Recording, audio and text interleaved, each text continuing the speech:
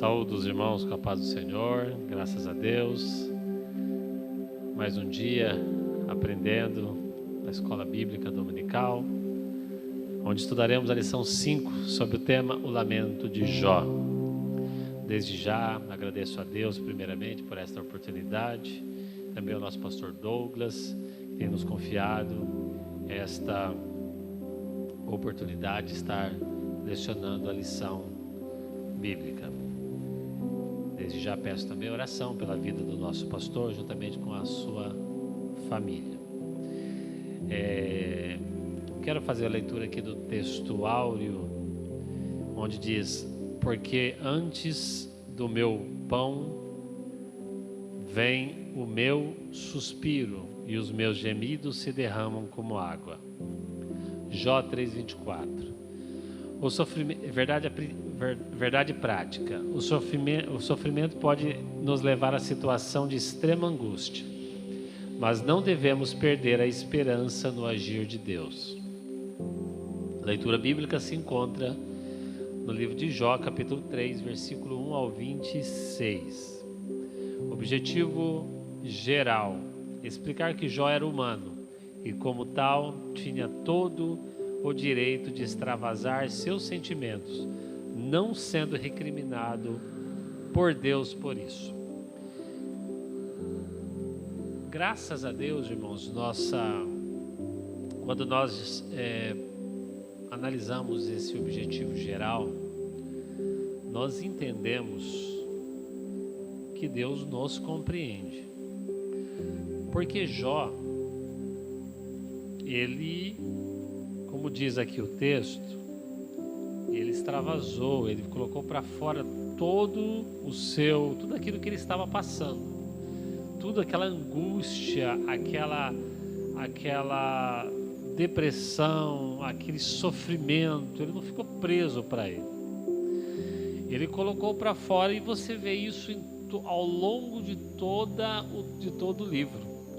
A partir do capítulo 3 para frente, acho que até o capítulo 40, se eu não me engano, ou 41, Jó ora ele está falando, ele está expondo aquilo que está dentro dele, como nós vamos entender o que ele falava, as coisas que ele falava, e também vemos os seus amigos dialogando com ele, tentando tirar alguma coisa de Jó, compreender aonde estava o erro de Jó, acusando a Jó. Mas o que chama atenção, já de antemão, eu queria dizer que Jó, o sofrimento de Jó foi intenso, não é? Nós vamos ver que Jó lamentou demais a sua situação, a sua dor. Jó, ele colocou pelo menos três coisas, ele disse, três questionamentos ele fez. Primeiro, por que foi que eu nasci? Segundo, por que eu não nasci morto? E terceiro, por que eu não morro? Por que Deus não me mata? Essa foi três questionamentos que ele fez, foi uma forma dele colocar para fora a sua dor. A gente sabe que o grande objetivo do diabo para com a vida de Jó era que Jó amaldiçoasse a Deus, blasfemasse de Deus. O diabo não conseguiu o seu objetivo. Mas Jó, ele não deixou de expressar o seu sofrimento, o seu descontentamento com muitas coisas, tá? Jó amaldiçoou o dia do seu nascimento. Ele chegou a amaldiçoar o dia do seu nascimento. Mas o que me chama a atenção nesse objetivo geral, que é onde nós temos que entender, vou voltar até a ler, explicar que Jó era humano e, como tal, como ser humano, ele tinha todo o direito de extravasar seus sentimentos, e Deus não recriminou Jó por isso. Deus não culpou Jó por isso, porque Deus entendeu Jó. Apesar dele fazer todas essas coisas, ele expressar o seu sentimento, a sua tristeza, a sua dor, e às vezes umas palavras que às vezes ao nosso ver parecem pesadas. Ao nosso ver parece que ele tenha entristecido a Deus quando ele diz essas palavras, e de fato ele diz. Mas a Bíblia diz que em todo aquele proceder que Jó fez, ele não pecou contra Deus. Ele não blasfemou de Deus. Ele não lançou em rosto de Deus. Ele não culpou Deus por aquela tragédia. E Deus viu ele justo, ele como justificado. Deus compreendeu a fala de Jó. Isso nos ensina que muitas vezes nós, no nosso momento difícil, do calor da aflição, às vezes nós falhamos também. Porque eu não vou dizer que não houve uma falha, isso no meu modo de ver, em ele expressar. Uma pequena falha, não é? Porque ao nosso olhar, é uma coisa assim. A gente vê que Jó perdeu a esperança no sentido de que ele não acreditava que ele ia sair daquela provação vivo. Né? Ele achava que ele ia morrer, tá? Ele ia morrer. Ele tinha esperança no futuro. Ele disse, eu sei que o meu Redentor vive. Isso ele tinha esperança, mas lá no futuro, na ressurreição, né? Mas não que ele ia conseguir escapar daquela situação. Mas uma coisa foi que chamou a atenção de Deus, é que ele se manteve fiel a Deus, adorando a Deus. A expressão chave aqui que agradou a Deus é quando que ele diz, bendito seja Deus, Deus deu, Deus tira, e bendito seja o nome do Senhor. Então ele não os blasfemou, ele não abandonou a Deus diante daquela prova, mas ele desabafou. Isso é um ponto muito importante, porque nós temos que saber o seguinte, nos momentos mais difíceis da nossa vida, é o momento que a gente mais temos a tendência de orar. E até é compreensível isso. A Bíblia diz assim, estarei com ele na angústia, livrá-lo-ei e eu glorificarei.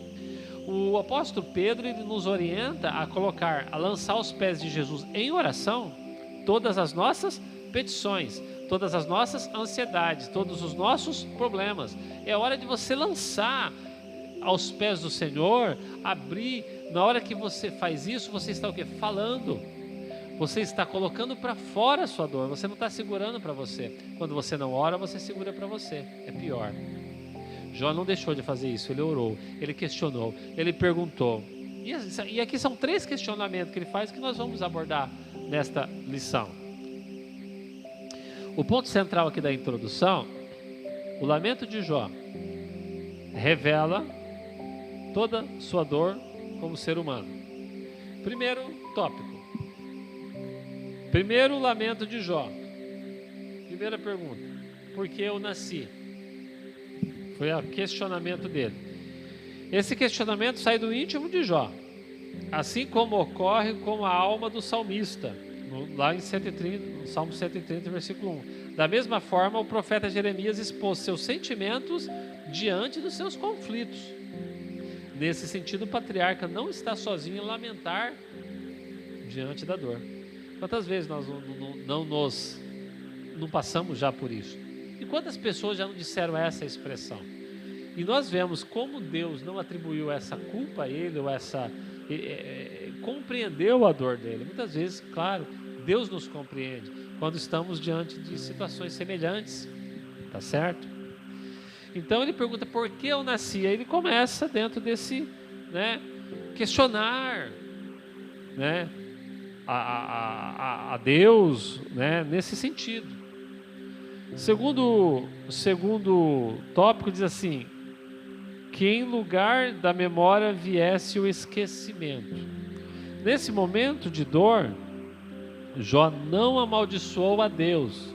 Veja bem, Jó jamais amaldiçoou a Deus em toda a sua prova. Ele não abandonou a Deus, ele não deixou de ser leal a Deus, ele não deixou de adorar a Deus apesar de todas as perdas e apesar do intenso sofrimento, tá? Então essas expressões que Jó falou, esses questionamentos não caracteriza abandono de Deus, blasfemar contra Deus ou amaldiçoar Deus, não, ele teve muito cuidado, ele teve muito equilíbrio para, apesar da dor, apesar da sua mente, a sua emoção está muito abatida, mas ele tinha uma estrutura, ele era um homem justo, íntegro, de tal forma que ele teve esse cuidado, tá? Então aqui nós vemos que ele não amaldiçoou a Deus, porém amaldiçoou o dia do seu nascimento. Hoje alguém me disse assim, quando eu comentava com o irmão a respeito disso. Aí ele falou assim, mas não é a mesma coisa? Ele não está amaldiçoando a Deus? Não, ele não amaldiçoa a Deus, ele amaldiçoa o dia. Entendeu? O dia do seu nascimento. Não a pessoa de Deus, é bem diferente, não é? Então, tópico 3, nós vemos aqui, subtópico 3, que em vez da ordem, viesse o caos. Mencionamos o desejo de Jó para que o dia do seu nascimento não tivesse entrado no calendário, e que dessa forma, tanto esse dia como essa noite jamais tivesse existido. No lugar da luz que raiou por ocasião do nascimento dele, e que revelou todo o seu sofrimento, o patriarca desejou que as trevas dominassem. E por quê? Porque em vez da paz, veio a dor. Em vez da ordem, o caos. Desse raciocínio, Jó menciona a imagem do Leviatã, esse famoso e assombroso animal marinho que simbolizava o caos. Lá você vai ver Jó mencionando a imagem do Leviatã dentro da sua fala. Por quê? O que era o Leviatã? O Leviatã é um grande animal marinho, né? Alguns falam um grande peixe, um grande monstro marinho, enfim. Mas aonde aquele monstro marinho chegasse, ele fazia um estrago, tá? Ele fazia um caos pelo tamanho, pela sua força, pela sua bravura, né? Pela sua violência. Então ele compara o que ele está passando a uma ação do Leviatã, tá? Então, por isso ele diz assim, que em vez da ordem veio o caos. A vida dele estava num caos, tá? Isso era a forma de ele desabafar. Síntese do tópico 1. O primeiro lamento de Jó revela seu desejo de esquecer o dia em que nasceu. Então, como eu já disse, ele focalizou, ele tirou o foco de Deus. É muito comum, irmão, o ser humano, quando está passando por momentos difíceis, de calamidade, de tragédia, de tentação ou provação, de grande perda, ele culpar a Deus. Isso é uma coisa, infelizmente, natural do homem. Por que ele faz isso? Porque ele sabe que nas mãos de Deus está todo o controle. A primeira coisa que vem na mente da pessoa é que Deus poderia ter evitado aquilo se ele quisesse. E como não evitou, ele entre aspas, ele é o culpado. Indiretamente ele é o culpado. E as pessoas passam a direcionar a sua revolta e a culpa daquela tragédia a Deus. Isso seria um erro. Isso Jó não fez. Então ele tirou o foco. Ele estava angustiado, ele estava sofrendo, ele estava de uma forma terrível, intensa. Mas ele não mirou o seu foco em Deus, na pessoa de Deus. Ele falou, né, do dia do seu nascimento. Então o primeiro lamento de Jó revela seu desejo de esquecer o dia que ele nasceu. Nunca mais lembre do meu dia do meu aniversário, tá? Então essa foi o primeiro lamento de Jó. Tópico 2, segundo lamento de Jó. Olha o que Jó fala. Por que eu não nasci morto? Por que não houve um aborto espontâneo ou involuntário que seja, mas é a indagação dele. Por que eu não nasci morto? Descansando em paz. Os intérpretes observam que o discurso de Jó, a partir do versículo 11, muda de amaldiçoar para reclamar, tá? Então você vê no primeiro tópico aqui, no primeiro lamento, ele está amaldiçoando o dia do nascimento, reclamando sobre o dia em que ele nasceu. Agora ele estava amaldiçoando, agora ele passa a reclamar. Você está vendo que a gente vê assim, às vezes nós pensamos que esses grandes homens de Deus não passam por momentos de reclamar. Ele reclamou, tá? Ele amaldiçoou, não a Deus, mas um dia. Ele reclamou, mas isso não é um incentivo para você estar reclamando, né? Nós temos que buscar o melhor possível, a gente buscar a Deus, descansar em Deus, mas é mostrar a estrutura humana, e Deus compreendeu isso. né? Então aqui ele passa a reclamar e começa a dizer: por que eu não nasci morto, né? Então ele passa, a partir desse versículo, Jó passa a reclamar por não ter nascido morto. Para ele, nascido morto teria sido melhor do que existir naquelas condições. Era a melhor maneira de não passar por toda aquela provação. Essas palavras de Jó revelam uma coisa: ele queria descanso para o sofrimento, tá certo? Quantas pessoas hoje não passam a mesma situação? O escritor, se eu não me engano, não sei se foi o escritor, se foi Tiago ou Pedro, quando ele escreve uma carta de conforto aos irmãos que estavam sofrendo grande perseguição, quando ele diz assim, saiba vocês que vocês não são únicos, irmãos do mundo todo estão passando, se não agora nesse momento, ou passarão por grandes aflições, grandes dificuldades, grandes lutas, grandes sofrimentos, tá? Mas nós temos uma promessa de alguém que nos consola e nos dá força para triunfar sem cair, triunfar sem ser destruído, tá? Porque aqui Jó não foi destruído, ele foi abatido, ele foi afligido, ele foi angustiado, mas ele não caiu, ele não foi derrotado, ele saiu vitorioso, tá? Então aqui ele busca esse alívio, né? O que Jó pedia era uma possibilidade real, pois muitos fetos nascem mortos. Para ele a morte era a forma de descansar em paz. Livre da tribulação, subtópico 2. O dilema de Jó aumenta à medida que seu sofrimento ganha intensidade. Veja bem, nós aprendemos na lição anterior que o sofrimento de Jó foi gradual, passou em pelo menos 3 etapas. Primeiro, ele perde todos os seus bens, ele tem problemas financeiros sérios. Depois, é atingido a sua vida emocional, perde o seu filho, tá? Os seus filhos, todos os seus filhos. Isso aí foi um outro golpe. Então, foi intensificando a dor de Jó. Como Jó ainda permaneceu fiel, o diabo falou assim: eu vou tocar agora na sua saúde, na sua pele, tá?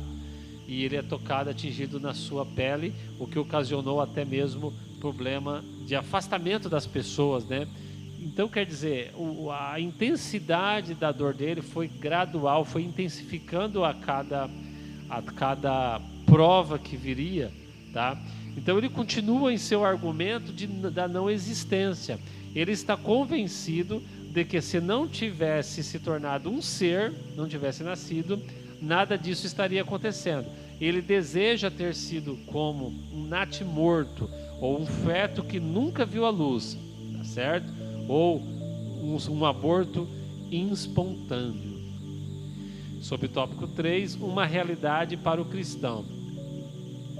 O Novo Testamento nos ensina que enquanto estivermos neste mundo, estamos sujeitos à dor. Nós queríamos, eu sei que todos vocês aí gostariam de estar livre da dor, livre do sofrimento. Se eu pudesse, eu fugia de todo o sofrimento. Sempre quando posso, eu fujo, mas é inevitável. Temos que, infelizmente, ter para passar por essa experiência. Nem o próprio Deus, da pessoa de Jesus Cristo, ficou livre. Mas uma coisa é certa: todo sofrimento ele vem numa proporção em que você aguenta, em que você pode balançar, você pode... Veja as reações de Jó.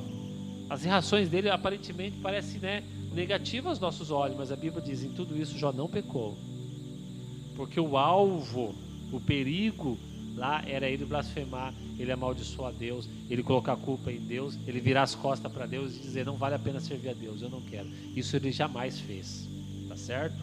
Ele jamais fez. Então, isso é um consolo para nós, porque Deus está conosco, tá? Filipenses 4:11 e 12. Ao mesmo tempo, temos uma promessa consoladora de Jesus, lá em João 16:33. Lá em Salmos 91 diz: estarei com você na angústia, livrá-lo-ei e eu glorificarei.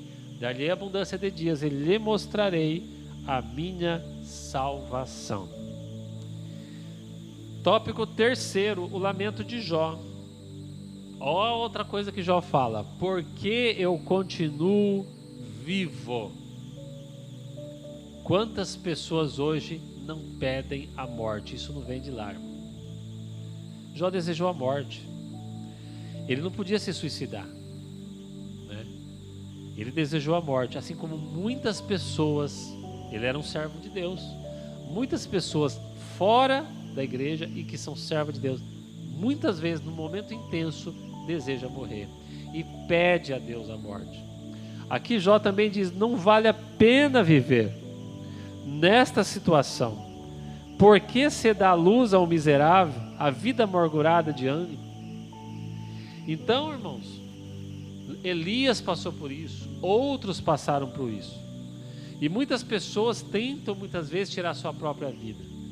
Não porque querem pecar contra Deus, não, porque eles querem matar a dor insuportável, ou aparentemente insuportável. E a dor aqui era muito grande. Então Jó desejou que Deus o recolhesse. Assim como Elias disse: Senhor, já basta. Ou seja, em outras palavras, não aguento mais que isso. Às vezes você está dizendo assim: Senhor, eu não suporto mais. Só a morte é minha solução. Mas eu quero dizer para você, assim como nós sabemos qual foi o fim que Deus deu a Jó, apesar da sua dificuldade, apesar da intensidade da sua luta, da sua prova, do tamanho da sua dor, Deus estava com ele bem perto dele. Jó não percebia.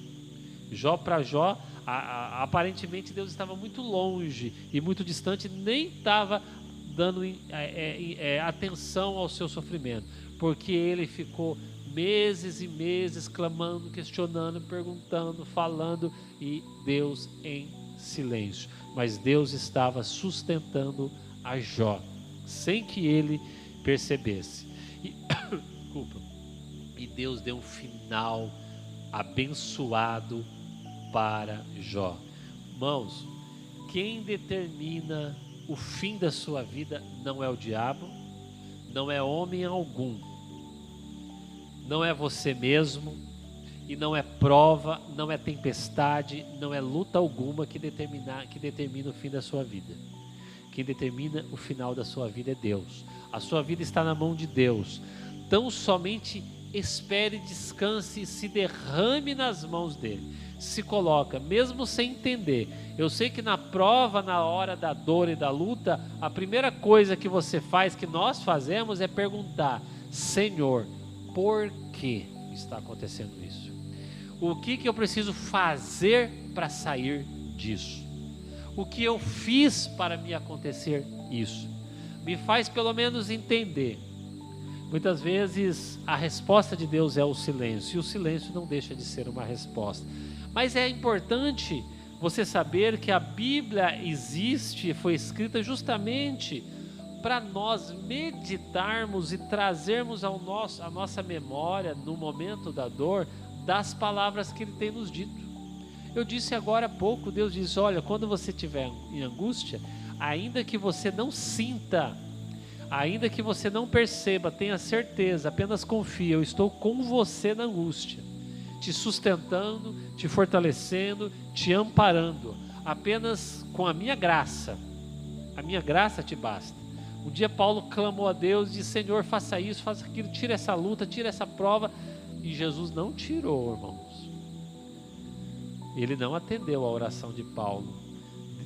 Jesus disse assim: Paulo, eu tenho te dado a minha graça, e com a minha graça você tem suficiência, você tem força para viver feliz, dando frutos, executando a minha obra, e você vai completar a obra que eu tenho colocado nas suas mãos, sem eu tirar esse espinho que você quer que eu tire aí. E você vai entender que a minha graça te basta. Mas eu estou me referindo de uma coisa que Deus colocou em Jó, que Jesus colocou, que era necessário. Lógico que nem tudo, isso não é uma regra para todos. Mas aqui o valor, esse significado da graça em meio à nossa provação, embora as nossas provações são passageiras, é a mesma coisa. Às vezes você quer que Deus tira, ou você não quer nem entrar na prova, ou nem passar pela tentação. Saiba, a graça de Deus é suficiente para a sua vida. Então somente confie na palavra dele. Então Jó busca o sentido, né? Aqui no 2 ele diz assim: sem o favor de Deus, Jó novamente volta a indagar: por que se dá luz ao homem, cujo caminho é oculto? É o que ele estava passando. Nosso caminho muitas vezes é oculto, você não entende, e a quem Deus o encobriu? A pergunta busca um significado do sentido de todo aquele processo. Qual o sentido disso? Sou um homem que guardei a minha integridade durante todo o tempo e estou passando por um processo que ninguém entende, nem os amigos dele, nem a esposa, ninguém entende. Nunca se ouviu falar de um justo que se tenha passado uma prova que nem ímpio, muitos ímpios não passaram. Imagine. E ele faz uma pergunta: qual o sentido de tudo isso? E às vezes você pergunta: qual o sentido da minha prova? Né? Fica essa pergunta no ar. Quantas vezes você tem perguntado: qual o sentido de tudo isso? Qual o resultado? Eu não consigo ver no que vai ser benéfico para mim. Lembro de um testemunho de um pastor, ama, né, pregar a palavra de Deus, escritor, esqueci o nome dele, mas ele conta no testemunho, ele foi diagnosticado de um problema grave, uma sequela na garganta, que atingiu a sua fala. Ele ama pregar. Ele se deixava, todo dia ele fazia um sermão de 1 hora, 2 horas, 2 vezes por dia. Essa é a vida dele. Ele foi acometido de uma doença que ele pode falar, se eu não me engano, é 10 minutos ou meia hora por dia, no máximo. Então ele tem que economizar o máximo. Aí você pergunta: Deus permite isso com um pregador, um homem que tem uma palavra boa, uma pessoa que tem um conhecimento, que podia ser muito útil se ele tivesse uma voz que nem a minha, não tivesse problema algum. Quantas pessoas que nem dom da palavra não tem, né? Às vezes Deus chamou para exercer outra função no ministério, que não seja falar, e não tem esse problema, mas justamente um pregador, ele veio a questionar: por que isso? Ele veio a questionar: qual o sentido disso? Eu sou um pregador. Mas ele virou um escritor, ele escreve. E ele disse uma coisa interessante: ele não parou de orar pela cura, tem 10 anos que ele sofre. E ele falou assim: eu me alimento da oração todos os dias, eu sempre clamo a Deus, eu sempre sou aos pés do Senhor. E é como se aquela situação levasse ele para bem próximo de Deus. Ele disse que ele está que nem aquela viúva batendo na porta do juiz. E enquanto o juiz não abre, ele está lá clamando dia e noite, confiando na promessa. Porventura, se o juiz iníquo atendeu a viúva, o Deus bom não te atenderá? Até o presente momento ele ainda não foi curado. É um escritor que tem ensinado no o tempo que ele tem. Ele ainda não teve a resposta. Qual o sentido, ou até teve, né? Qual o sentido de tudo aquilo? Mas ele se aproximou de Deus, né? Ele tem entendido que a graça de Deus na vida dele não foi vã. E com esse testemunho tem impactado no livro que ele escreveu a partir desse problema, e como ele tem dado frutos para a obra de Deus, milhares de pessoas têm sido tocadas. Então ele entendeu o processo de Deus, que não é o nosso caminho, não é conforme nós cremos, não é? Então Jó passou por isso. E o subtópico 3, um caminho de sabedoria e maturidade. Muitas vezes sentimos-nos iguais a Jó, desorientado. Quantas vezes você está desorientado, passando por uma vida dolorosa de sofrimento, e como ele, não imaginamos nem compreendemos que Deus está agindo. É preciso, porém, olhar para o alto, onde Cristo vive. Graças a Deus. A síntese do tópico 3, o terceiro lamento de Jó revela a desistência da vida. Está vendo que você não é o único? A desistência de viver. Fala: Senhor, não vale a pena. Mas calma aí, aqui não é o fim de Jó. Essa lição são 13 lições. Convido a você a não faltar na próxima aula, onde estaremos presencialmente abordando o tema da lição 6, tá certo? Conclusão dessa lição: vimos o dilema de Jó, desconhecendo a razão das adversidades que se abateram sobre ele. O patriarca não negou a Deus, nem amaldiçoou a Deus. Todavia ele expôs toda a sua humanidade, de forma que o leitor que apenas o contempla, sem contudo participar do seu drama, tem dificuldade de entender seu lamento. Não podemos julgar Jó por todas as coisas que ele falou. Assim como ninguém tem o direito de julgar a sua vida quando no intenso calor você às vezes fala alguma coisa ou tem alguma reação diante da dor, né? O único que nos julga é Deus, e nós não temos que julgar ninguém também. Não sabemos a dor e a aflição que as pessoas estão passando. E às vezes tem algumas atitudes, algumas reações que a gente acha estranha. E às vezes fala, não, mas servo de Deus não pode fazer isso ou falar isso. Como nós olhamos um homem mais íntegro do mundo. Mas todavia a Bíblia diz que em tudo isso Jó não pecou. Tá? É o lamento de um corpo ferido, de uma alma que mesmo amando a Deus se derrama angustiada. Amém? Que Deus abençoe a todos os irmãos. Eu agradeço a atenção, a contribuição dos irmãos, estando conosco, participando desta aula maravilhosa, e convido desde já todos os irmãos que estão nos assistindo, a convidar também todas as suas famílias e amigos para estarem conosco hoje, no grande culto da família, a partir das 19 horas, com certeza Deus tem uma palavra ao seu e ao meu coração. Deus abençoe a todos, em nome de Jesus.